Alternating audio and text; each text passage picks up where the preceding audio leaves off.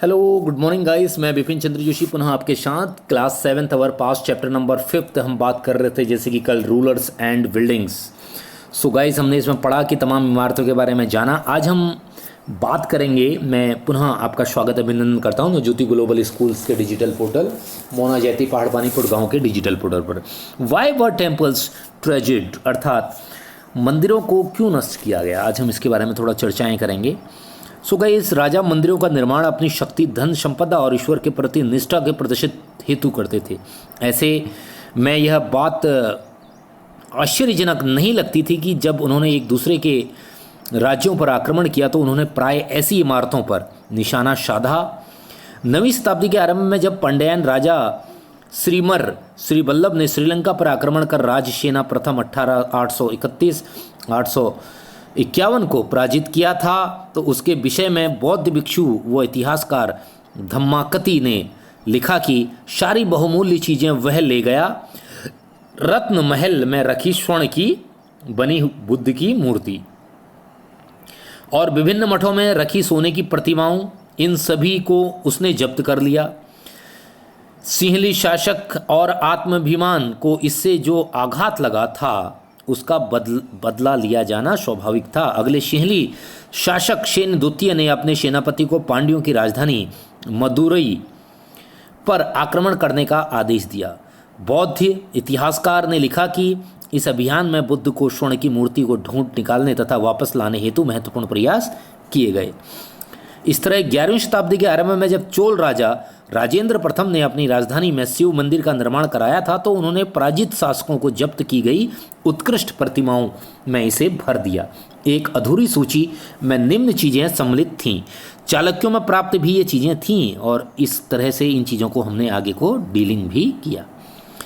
उसके बाद बात आती है बाग, मकबरे तथा किले, गार्डन्स, टॉम्ब्स एंड फोर्ट्स की बात आती है। तो मुगलों के अधीन वास्तुकला और अधिक जटिल हो गई। बाबर, हुमायूं, अकबर, जहांगीर और विशेष रूप से शाहजहां साहित्य कला और वास्तुकला में व्यक्तिगत रुचि लेने लगे थे। उन्हें ऐसा लगा था कि यार ये चीज़ें बढ़िया हैं और वो इसका अध्ययन करने निकले थे। आप देख भी रहे हैं चित्रों के माध्यम से। इसमें विभिन्न तरह के 4 भाग में विभाजित आपातकाल की स्थितियां थीं। 4 महीने समाप्त न बंटने के कारण 4 बाग कहलाते थे। 4 बाग बनाने की जो परंपरा थी अकबर के समय में शुरू हुई थी। कुछ सर्वाधिक सुंदर 4 बागों को कश्मीर, आगरा और दिल्ली में जहांगीर और शाहजहां ने बनवाया था। अकबर के शासनकाल में कई तरह के महत्वपूर्ण वास्तुकलात्मक नवाचार हुए। इनकी प्रेरणा अकबर के वास्तुशिल्पियों ने उसके मध्य एशियाई पूर्वज तैमूर के मकबरों से ली। हुमायूं के मकबरे में सबसे पहले बार दिखने वाला केंद्रीय गुंबद जो बहुत ऊंचा था और ऊंचा मेहराबदार प्रवेश द्वार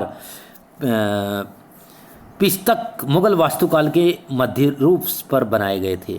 तो मकबरा एक विशाल औपचारिक चारबाग के मध्य में स्थित था।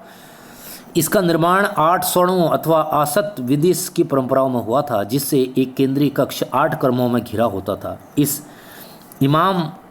इमारत का जो निर्माण था वो लाल बलुआ पत्थर से हुआ था और इसके किनारे सफ़ेद संगमरमर के जो पत्थर थे वो भी लगे हुए थे। आप देख रहे हैं कि जैसे कि यहाँ पर आप देख रहे हैं कि ऊपर ये हुमायूं द्वारा निर्मित है। नीचे आपको दिल्ली में दीवान आम का सिंहासन का कब्ज़ा अभी यहाँ नज़र आ रहा है। ताजमहल आपको नज़र आ रहा है। आप देखिएगा कि कितना सुंदर ये लग रहा है और आप इसको देख भी रहे हैं चित्र के माध्यम से। तो गाइज़, ये बहुत ही इम्पोर्टेंट है। शाहजहां के शासनकाल के दौरान मुगल वास्तुकला के विभिन्न तत्व एक विशाल सद्भावपूर्ण संश्लेषण में मिला दिए गए। शाहजहां के शासन में अनवरत निर्माण कार्य चलते रहे। विशेष रूप से आगरा, दिल्ली में सार्वजनिक व्यक्तिगत सभा के आरंभ में ये चीज़ें होते गईं। और इसमें जो महत्वपूर्ण बात थी वो ये थी कि पित्रा के जड़ाऊ की एक श्रृंखला भी बनाई गई थी। उनमें अब एक पित्रा जुड़ा था, एक श्रृंखला बनाई गई थी। आप देख रहे हैं यहाँ पे आगरा का ताजमहल, जिसका निर्माण 1643 में पूरा हुआ था। ये भी उन लोगों ने बड़े ही इसको भव्य इमारत के माध्यम से बनाया था और ये आज उत्तर प्रदेश में स्थित है। उसके नीचे आप देख रहे हैं कि ये विभिन्न तरह की जो कलाकृतियाँ हैं ये भी कहीं ना कहीं उनके थ्रू हुई थी और आगे को वो क्षेत्र भी ऐसे ही बढ़ते चले गए थे। अब बात आती है क्षेत्र एवं साम्राज्य। तो 8वीं और 18वीं शताब्दियों के बीच जब निर्माण संबंधी गतिविधियों में बढ़ोतरी हुई तो विभिन्न क्षेत्रों के बीच विचारों की भी पर्याप्त आदान और प्रदान किए गए। क्षेत्र की परंपराएं दूसरे क्षेत्र द्वारा अपनाई गईं। उदाहरण के लिए विजयनगर में राजाओं की गजशालाओं पर बीजापुर और गोलकुंड जैसी आसपास के सुल्तानों की वास्तुकलात्मक शैली का बहुत प्रभाव पड़ा था। मथुरा के निकट स्थित वृंदावन में बने मंदिरों की वास्तुकलात्मक शैली फतेहपुर सीकरी के मुगल बादशाहों द्वारा मिलती जुलती थी। विशाल साम्राज्यों के निर्माण के विभिन्न क्षेत्रों को उनके शासन के अधीन ला लिया गया था। इसमें कलात्मक रूप से वास्तुकलात्मक शैलियों के परंपरागत में मदद मिली। मुगल शासक अपने भवनों के निर्माण में क्षेत्रीय वास्तुकलात्मक शैली अपनाने में विशेष रूप से दक्ष थे। उदाहरण के लिए बंगाल में स्थानीय शासकों ने छप्पर की झोपड़ी के समान दिखने वाली छत का निर्माण किया। इतना पसंद आया, उन्होंने अपनी वास्तुकला में इसका प्रयोग भी किया और इसको हम सही से रीडिंग के माध्यम से भी इन चीज़ों को हम देख सकते हैं। 18वीं शताब्दी में मुगल शासकों की सत्ता में धूमिल हो गई थी। इन चर्चाओं पर हमने इसको किया। आप देखेंगे फतेहपुर सीकरी का जो किला है वो आपको दिख रहा है कि वो किस तरह से यहाँ पर है। उसके बाद आसमान छूते जो चर्चे हैं वो भी कहीं ना कहीं ये हुए। सो गाइस, चैप्टर नंबर 5 यहीं सेशन फिनिश होता है, rulers and buildings. I hope कि आप इसको ध्यान से देखेंगे हमारे लेक्चर्स को। जो भी असाइनमेंट मैं इसके दूंगा आप लेक्चर देख के उसका आंसर देंगे।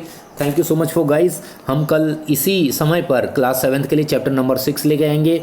तब तक के लिए thank you so much listening and watching. Thank you guys.